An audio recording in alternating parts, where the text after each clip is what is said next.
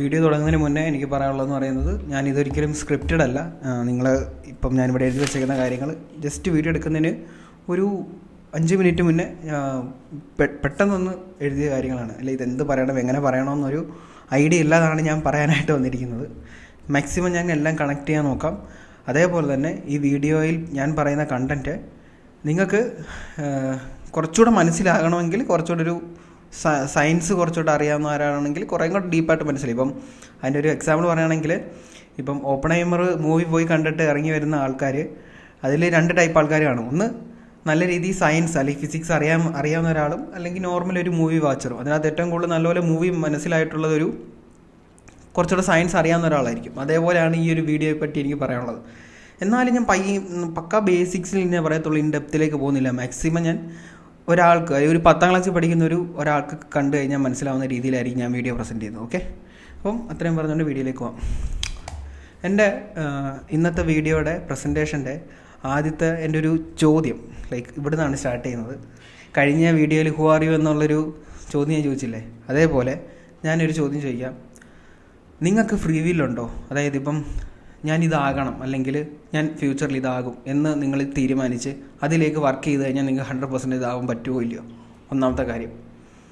രണ്ടാമത്തത്, നിങ്ങൾ എത്ര ഹാർഡ് വർക്ക് ചെയ്താലും നിങ്ങൾക്ക് അച്ചീവ് ചെയ്യാൻ പറ്റാത്ത കാര്യങ്ങളുണ്ടോ? ഈ കാര്യങ്ങൾ നിങ്ങൾ അറിയണം. കാര്യം ഒരു ട്രേഡർ എന്നുള്ള രീതിയിൽ നിങ്ങളിത് അറിയേണ്ട ഇമ്പോർട്ടൻസ് എന്താണെന്ന് ഞാൻ വഴിയെ പറയാം. ഓക്കെ, ഞാൻ കുറച്ച് കാര്യങ്ങൾ ഇവിടെ എഴുതി വെച്ചിട്ടുണ്ട്. ഞാൻ കുറച്ച് എക്സാമ്പിൾസ്, ഫിസിക്സിലെ തന്നെ കുറച്ച് എക്സാമ്പിൾസ് ഞാൻ ഇൻക്ലൂഡ് ചെയ്തിട്ട് ഇതിനെപ്പറ്റി പറയാൻ ശ്രമിക്കാം. നിങ്ങൾ കേട്ടിട്ടുണ്ടാവും ബട്ടർഫ്ലൈ എഫക്റ്റ് എന്ന് പറഞ്ഞിട്ടുള്ള സംഭവം. അതിനെ പല മൂവീസിൽ നിങ്ങൾ കണ്ടിട്ടുണ്ടാവും. ബട്ടർഫ്ലൈ എഫക്ട്സ് എന്ന് പറഞ്ഞിട്ടുള്ള പല ഇംഗ്ലീഷ് മൂവീസും കാര്യങ്ങളൊക്കെ ഉണ്ട്. പക്ഷേ ഇതിനെ മനസ്സിലാക്കേണ്ട ഒരു രീതി ഭയങ്കര ഡിഫറൻ്റ് ആയിട്ടാണ്. ഓക്കെ, ഒന്നാമത്തെ കാര്യം എന്താണ് ബട്ടർഫ്ലൈ എഫക്റ്റ്, അതാദ്യം നിങ്ങൾ മനസ്സിലാക്കണം. എന്നിട്ട് രണ്ടാമത്തെ മനസ്സിലാക്കേണ്ട കാര്യം ഇനിഷ്യൽ കണ്ടീഷൻ എന്താണെന്ന് മനസ്സിലായാൽ തന്നെ ഈ ഒരു കയോസ് തിയറി അല്ലെങ്കിൽ എന്താണ് കയോട്ടിക് സിസ്റ്റത്തെ പറ്റി നിങ്ങൾക്ക് മനസ്സിലാക്കാൻ പറ്റും. ഞാൻ ഇൻസ്റ്റാഗ്രാമിൽ ഒരു സ്റ്റോറി ഇട്ടിട്ടുണ്ടായിരുന്നു കയോട്ടിക് സിസ്റ്റത്തെ പറ്റി. അപ്പം എന്താണ് കയോട്ടിക് സിസ്റ്റം അല്ലെങ്കിൽ കയോസ് തിയറി എന്ന് പറയുന്ന സംഭവം? അതായത് ഒരു കൃത്യത ഇല്ലായ്മ എന്നൊക്കെ വേണേൽ വിളിക്കാം. അതായത് നമുക്കിപ്പം അതെങ്ങനെ പറയാൻ പറ്റും? ഇപ്പോൾ എക്സാമ്പിൾ പറയുകയാണെങ്കിൽ നമുക്ക് എല്ലാ കാര്യവും പ്രെഡിക്റ്റ് ചെയ്യാൻ പറ്റും എന്നുള്ളൊരു തോട്ടാണ് നമുക്കുള്ളത്. അതിപ്പോൾ എക്സാമ്പിൾ പറയുകയാണെങ്കിൽ ഒരു വണ്ടി, ഒരു കാറ് ഒരു 60 km/h പോകുന്നൊരു കാറാണ്. അതിന് ഇനി ഇത്ര ദൂരം കൂടെ എത്താനുണ്ട്. അപ്പോൾ ഇപ്പോൾ പോകുന്ന സ്പീഡും ഇപ്പോൾ പോകുന്ന ആ ഒരു കാറ് ഇനി ഡിസ്റ്റൻസ് കവർ ചെയ്യാനുള്ള കണ്ടീഷനോടെ കൺസിഡർ ചെയ്ത് കഴിഞ്ഞാൽ നമുക്ക് പറയാൻ പറ്റും ഈ ഒരു അരമണിക്കൂറോടെ കഴിഞ്ഞാൽ ഈ കാറ് എവിടെ എത്തും എന്നുള്ളത് നമുക്ക് പറയാൻ പറ്റും. ബിക്കോസ് ആ ഒരു കാൽക്കുലേഷൻ നമുക്ക് ചെയ്യാൻ ഫിസിക്സിൽ ഈസി ആയിട്ട് ചെയ്യാൻ പറ്റുന്ന ഇക്വേഷൻസും കാര്യങ്ങളൊക്കെ യൂസ് ചെയ്തിട്ട് നമുക്ക് എന്താണ് ഇനി ആ ഒരു അരമണിക്കൂർ കഴിഞ്ഞാൽ അല്ലെങ്കിൽ 10 മിനിറ്റ് കഴിഞ്ഞാൽ ആ കാർ എവിടെ ആയിരിക്കും എന്നുള്ളത് നമുക്ക് പ്രെഡിക്റ്റ് ചെയ്യാം. ഓക്കെ, ഈ പ്രഡിക്ഷന് പ്രോബ്ലം വരുന്ന ചില ഏരിയാസ് ഉണ്ട്. എക്സാമ്പിൾ പറയുകയാണെങ്കിൽ നമ്മുടെ കാലാവസ്ഥ പ്രവചിക്കുന്ന വെതർ പ്രവചിക്കുന്ന ചില സംഭവങ്ങൾ നമ്മൾ പണ്ടൊക്കെ കളിയാക്കി പറയും, ഇപ്പോഴും അത് നടക്കാറുണ്ട്. നിങ്ങൾ ചിന്തിച്ചിട്ടുണ്ട് ഇത്രയും ടെക്നോളജി അഡ്വാൻസ്ഡ് ആയിട്ടുള്ള സിറ്റുവേഷനിലും എന്തുകൊണ്ട് പല നാച്ചുറൽ ഡിസാസ്റ്റേഴ്സും നമുക്ക് നേരത്തെ മുൻകൂട്ടി കാണാൻ പറ്റുന്നില്ല? അത് ഈ കയോസ് തിയറിയുടെ ഒരു പാർട്ടാണ്, കയോട്ടിക് സിസ്റ്റം. ബിക്കോസ് ഈ വെതർ എന്ന് പറയുന്ന സംഭവം വർക്ക് ചെയ്യുന്നതിനെ കയോട്ടിക് സിസ്റ്റം വെച്ചിട്ടാണ്. അത് ഞാൻ പറയാൻ കാര്യം എന്താണെന്ന്, അതായത് ഇനിഷ്യൽ സിസ്റ്റം, അതായത് ഇനിഷ്യൽ കണ്ടീഷൻസ് കൂടുതലുള്ള കാര്യങ്ങൾ. ഇപ്പം എക്സാമ്പിൾ പറയുകയാണെങ്കിൽ ഒരു കാറ് ഒരു എ പോയിന്റിൽ നിന്ന് ബി പോയിന്റിലേക്ക്, അതായത് ഇപ്പം എറണാകുളത്ത് നിന്ന് ആലപ്പുഴയിലേക്ക് പോകുന്നു. അപ്പം അത് എത്ര സമയം എടുക്കും, അതിൻ്റെ ട്രാഫിക്കും കാര്യങ്ങളെല്ലാം കൺസിഡർ ചെയ്തിട്ട് നമുക്ക് വേണമെങ്കിൽ പെട്ടെന്ന് ആവറേജിൽ ഇത് പറയാം. അത് ഒരു 99% ആക്യുറസി ഉണ്ട് അവിടെ കാര്യം.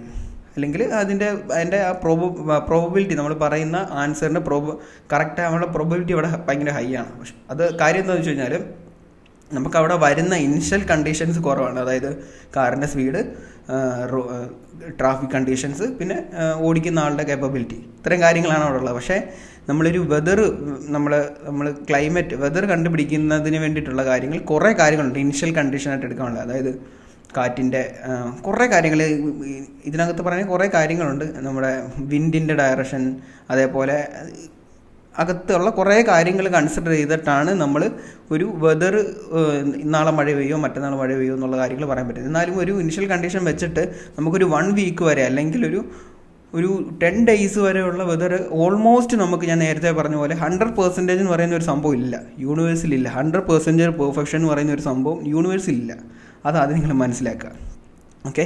അപ്പോൾ നമുക്ക് ഓൾമോസ്റ്റ് ഒരു 10 days അല്ലെങ്കിൽ ഒരു 1 വീക്കിൻ്റെ വെതർ പ്രഡിക്ഷൻ ഓൾമോസ്റ്റ് നമുക്ക്, അല്ലെങ്കിൽ ഒരു പ്രോബബിലിറ്റി കൂടിയ പ്രഡിക്ഷൻ നമുക്ക് കൊടുക്കാൻ പറ്റും. അതാണ് ഒരു കയോസ് തിയറി അല്ലെങ്കിൽ കയോസ് വെച്ച് മനസ്സിലാക്കുന്നത്. അതായത് നമുക്ക് എല്ലാ നോളജും എല്ലാം ഉണ്ടെങ്കിൽ പോലും, ഇപ്പം എല്ലാ നോളജും നമുക്കുണ്ടെങ്കിൽ പോലും, ഫിസിക്സിലെ എല്ലാ നോളജും നമ്മൾ ലോസും അപ്ലൈ ചെയ്താൽ പോലും നമുക്ക് ആൻസർ കിട്ടാത്ത ചില ഏരിയാസ് ഉണ്ട്. അല്ലെങ്കിൽ 100% ആൻസർ കിട്ടാത്ത പല ഏരിയാസ് ഉണ്ട്. ഈ കാര്യം പറയുമ്പോഴാണ് നിങ്ങൾ ബട്ടർഫ്ലൈ എഫക്റ്റും നിങ്ങളുടെ ലൈഫുമായിട്ട് കണക്ട് ചെയ്യേണ്ടത്. ബട്ടർഫ്ലൈ എഫക്റ്റ് എന്ന് പറയുമ്പോൾ നോർമൽ കുറച്ച് ആൾക്കാർക്ക് ഇതിനെ പറ്റി അറിയായിരിക്കും.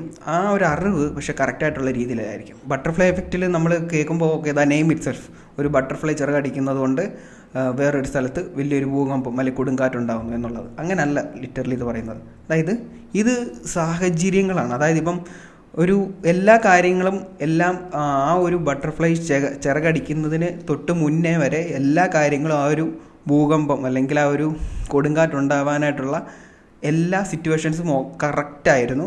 ആ ഒരു ചെറിയ ചിറകടി കാരണം അതുകൂടെ ബ്ലെൻഡ് ആയപ്പോൾ അവിടെ ഒരു ഭൂകമ്പം അല്ലെങ്കിൽ എന്താണ് പറയുന്നത്, ഒരു കൊടുങ്കാറ്റുണ്ടായി എന്നാണ് പറയുന്നത്. അല്ലാതെ ആ ഒരു ബട്ടർഫ്ലൈ ചിറകടിച്ചത് കൊണ്ട് അവിടെ ഭൂകമ്പം ഉണ്ടായി, അല്ലെങ്കിൽ 100 ബട്ടർഫ്ലൈ ഒരുമിച്ച്, ഞാനത് പലരും അത് വീഡിയോയിലൊക്കെ പറയുന്നത് ഞാൻ കേട്ടായിരുന്നു. അതുകൊണ്ട് അങ്ങനല്ല. ഈവൻ ചില ഫേമസ് കേരളത്തിലുള്ള യൂട്യൂബേഴ്സൊക്കെ അത് ചെയ്യുന്നത് കണ്ടിട്ടുണ്ടായിരുന്നു. അത് പറയുമ്പോൾ ഭയങ്കര ഫാസിനേറ്റിംഗ് ആയിട്ട് തോന്നും. പക്ഷേ അങ്ങനല്ല ഇത് നടക്കുന്നത്.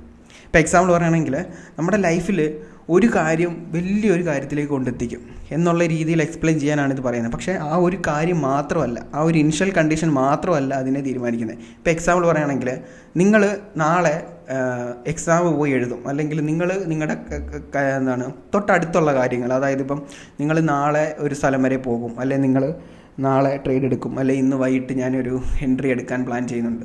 ഇത് കാര്യങ്ങളെല്ലാം നിങ്ങൾക്ക് പെട്ടെന്ന് പ്ലാൻ ചെയ്യുക. അവിടെ ഞാൻ പറഞ്ഞിട്ടുള്ള ഇനിഷ്യൽ കണ്ടീഷൻസ് കുറവാണ്. ബിക്കോസ് ടൈമില്ല, കാര്യങ്ങളില്ല.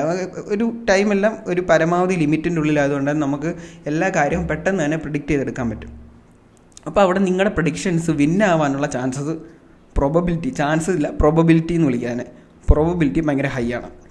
പക്ഷേ ലൈഫിലേക്ക് വരുമ്പോൾ നമ്മളൊരു ഫ്യൂച്ചർ പ്ലാൻ ചെയ്യുമ്പോൾ, അതായത് ഒരു 10 വർഷം കഴിഞ്ഞ് ഞാനിങ്ങനെ ആയിരിക്കണം, അല്ലെങ്കിൽ 2 വർഷം കൊണ്ട് ഞാൻ ഒരു ട്രേഡർ ആവണം, അല്ലെ ഒരു 15 വർഷം കഴിഞ്ഞാൽ ഞാൻ ഈ വിചാരിക്കുന്ന ഒരു ലെവലിലേക്ക് എത്തണം എന്ന് പറയുമ്പോൾ നിങ്ങൾ മനസ്സിലാക്കേണ്ട ഒരു കാര്യം, ഈ 15 വർഷം എന്ന് പറയുമ്പോൾ അവിടെ കുറേ ഇനിഷ്യൽ കണ്ടീഷൻസ് ഉണ്ട്.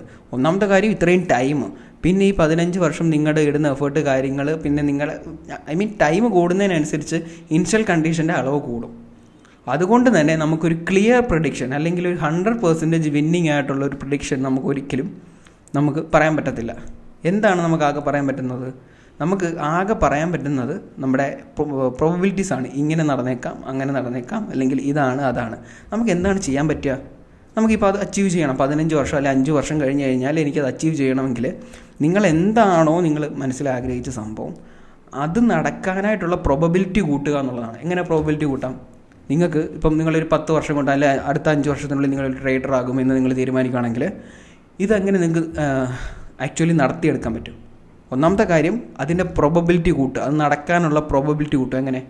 നിങ്ങൾ നല്ല രീതിയിൽ വർക്ക് ചെയ്യുക. ഹാർഡ് വർക്ക് എന്നല്ല ഉദ്ദേശിക്കുന്നത്. ഹാർഡ് വർക്ക് എന്താണെന്നുള്ളത് ഞാൻ പിന്നെ പറയാം. വർക്ക് ചെയ്യുക, അതിന് വേണ്ടിയിട്ട് നിങ്ങൾ വർക്ക് ചെയ്യുക, ഹാർഡ് വർക്ക് ചെയ്യുക തന്നെ വിചാരിച്ചോ.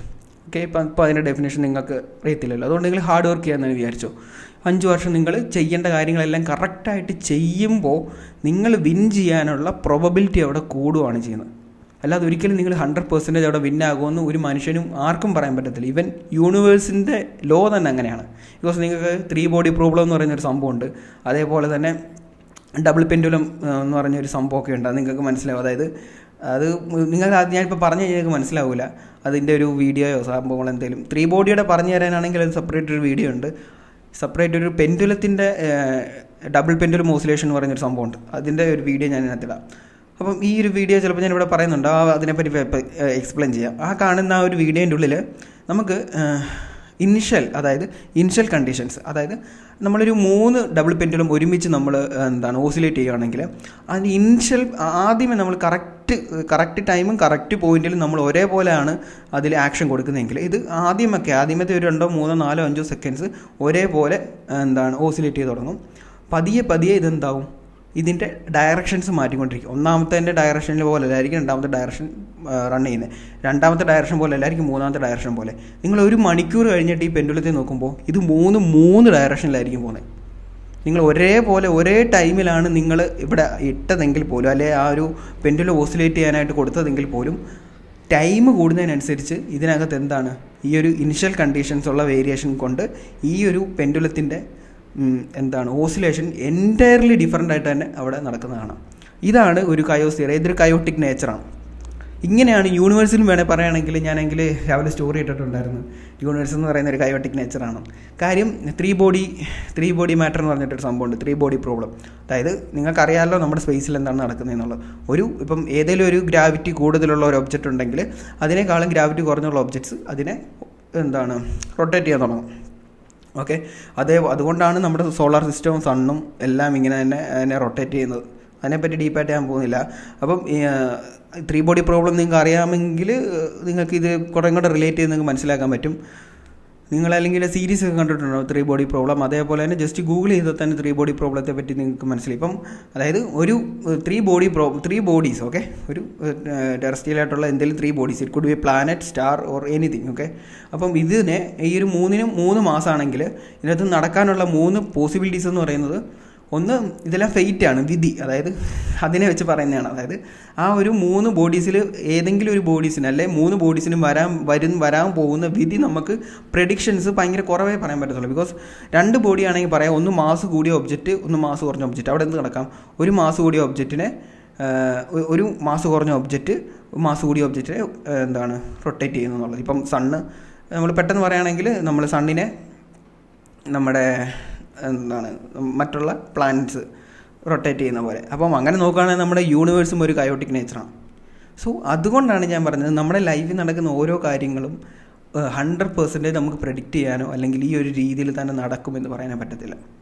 ഈ ഒരു നേച്ചർ വെച്ചിട്ട് ഫൈനാൻസ് ഫീൽഡിൽ ഇത് ഭയങ്കര ഇതിൽ ഇമ്പോർട്ടൻ്റായിട്ട് പറയുന്ന ആൾക്കാരുണ്ട്. അതായത് നമ്മളിപ്പം ഒരു ലോൺ എടുക്കുമ്പോൾ ഒരു 15 വർഷത്തേക്ക് 25 വർഷം കൊണ്ട് നമ്മൾ തിരിച്ചടയ്ക്കും എന്നുള്ളൊരു ലോൺ എടുക്കുമ്പോൾ ഇതിനകത്ത് ഇനിഷ്യൽ കണ്ടീഷൻസ് ഭയങ്കര ഇമ്പോർട്ടൻ്റ് ആണ്.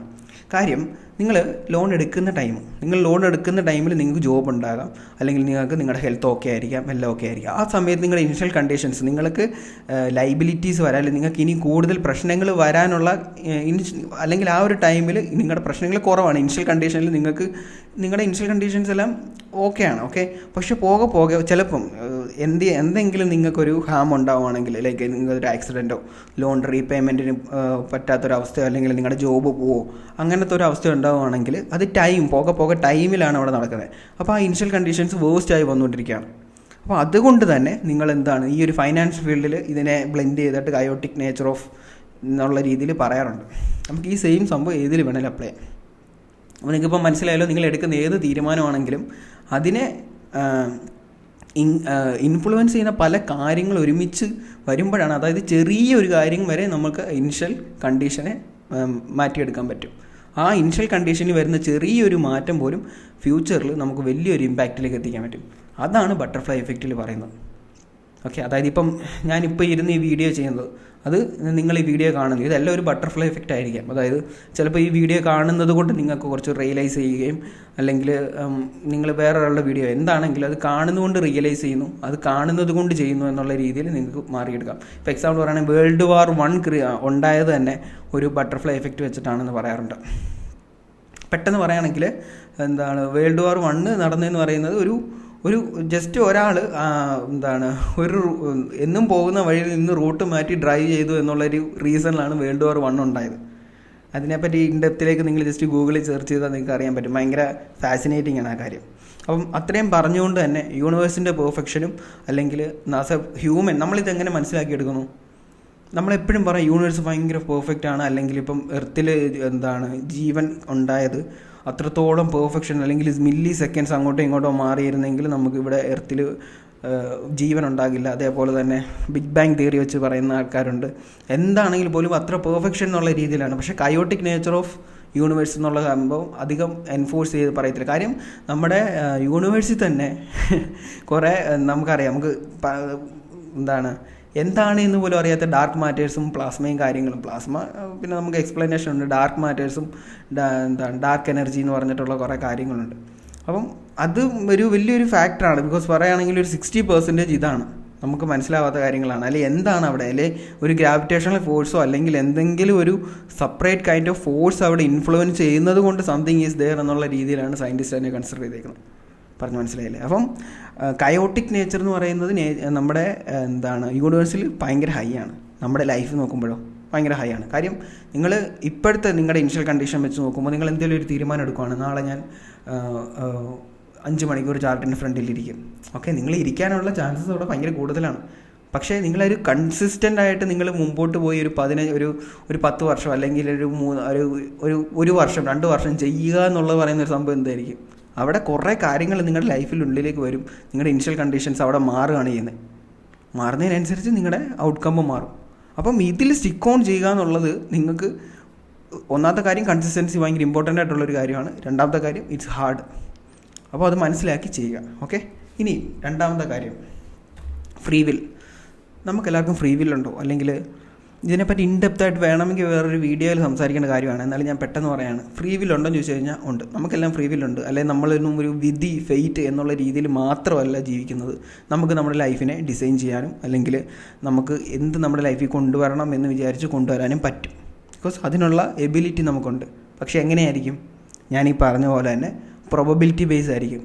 നിങ്ങൾ എത്രത്തോളം വർക്ക് ചെയ്യുന്നു, ഹാർഡ് വർക്ക് അല്ല ഞാൻ ഉദ്ദേശിക്കുന്നത്, ഒരു പർട്ടിക്കുലർ ഒരു സംഭവത്തിനോട് എത്രത്തോളം കൺസിസ്റ്റൻ്റ് ആയിട്ട് നിങ്ങൾ വർക്ക് ചെയ്യുന്നു. ഇവിടെയാണ് കൺസിസ്റ്റൻസിയുടെ ഇമ്പോർട്ടൻസ് വരുന്നത്.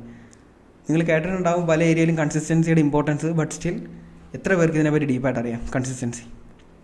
സോ ഇത്രയും കാര്യങ്ങൾ ചിന്തിച്ചിട്ട് ഇനി അടുത്തെന്തെങ്കിലും കാര്യം ചെയ്യുമ്പോൾ നിങ്ങൾ ഒന്ന് ലൈഫിൽ അപ്ലൈ ചെയ്ത് നോക്കുക. ബട്ടർഫ്ലൈ എഫക്റ്റ് നിങ്ങളെ നല്ല രീതിയിൽ ഹെൽപ്പ് ചെയ്യും. ഓരോ കാര്യങ്ങൾ അത് നിങ്ങൾ മനസ്സിലാക്കുക. നിങ്ങൾ ഇന്ന് പോയിട്ട് ജസ്റ്റ് ഫോൺ വാച്ച് ചെയ്തുകൊണ്ടിരിക്കുമ്പോഴെങ്കിലും അല്ലെങ്കിൽ ജസ്റ്റ് നിങ്ങൾ ഏതെങ്കിലും ടെലിഗ്രാം വീഡിയോ, ഇൻസ്റ്റാഗ്രാം വീഡിയോ എന്ത് കാണുമ്പോഴാണെങ്കിലും നിങ്ങൾ മനസ്സിലാക്കുക, ഇത് നിങ്ങളുടെ പ്രോബിലിറ്റി ഏത് രീതിയിലാണ് കൂട്ടുന്നത്. നിങ്ങൾ വിന്നാവാനുള്ള പ്രോബിലിറ്റിയാണോ കൂടുന്നത്, ലോസ് ആവാനുള്ള പ്രോബിലിറ്റിയാണോ കൂടുന്നത് എന്നുള്ളത്. സോ വിന്നാവാനുള്ള കാര്യങ്ങൾ നിങ്ങൾ കൂടുന്തോറും ചെയ്യുന്തോറും നിങ്ങളുടെ വിന്നാവാനുള്ള പ്രോബിലിറ്റി കൂടും. അത്രയേ ഉള്ളൂ. അങ്ങനെയാണ്. ഓക്കെ, അപ്പം അത്രയും കാര്യങ്ങൾ മനസ്സിലാക്കുക. ഇൻഡെപ്തായിട്ട് കുറേ കാര്യങ്ങൾ എനിക്ക് പറയണമെന്നുണ്ട്. പക്ഷേ അത് പറഞ്ഞു കഴിഞ്ഞാൽ നിങ്ങൾ പലർക്കും ഇൻഡെപ്തിലേക്ക് പോയി കഴിഞ്ഞാൽ മനസ്സിലാവില്ല. അതുകൊണ്ടാണ് ഞാൻ പതിയെ ഇപ്പോൾ ഇത്രയും കാര്യങ്ങൾ നിങ്ങൾക്ക് മനസ്സിലായിട്ടുണ്ടല്ലോ. അടുത്തൊരു വീഡിയോ ചെയ്യുമ്പോൾ കുറേ കൂടെ കാര്യങ്ങൾ നിങ്ങൾക്ക് കിട്ടുന്ന രീതിയിൽ ഞാൻ അങ്ങനെ ഇത് മുമ്പോട്ട് കൊണ്ടുപോകാം. ഓക്കെ, അപ്പം ഐ ഹോപ്പ് യു അണ്ടർസ്റ്റുഡ്. ഞാൻ പറയാൻ ഉദ്ദേശിച്ചതിൻ്റെ തുടങ്ങിയിട്ടേ ഉള്ളൂ. ഞാൻ ജസ്റ്റ് ഒരു ഇൻട്രഡക്ഷൻ പോലെ മാത്രമാണ് പറഞ്ഞത്. എന്നാലും കുറേ കാര്യങ്ങളൊക്കെ മനസ്സിലായി വിചാരിക്കുന്നു. Just focus on your work and do it consistent ആയിട്ട് മാത്രം ചെയ്യുക. കൺസിസ്റ്റൻ്റ് ആയിട്ട് നിങ്ങൾ ചെയ്യുന്ന കാര്യം ചെയ്യുക. There your probability of winning is high. Thank you for watching.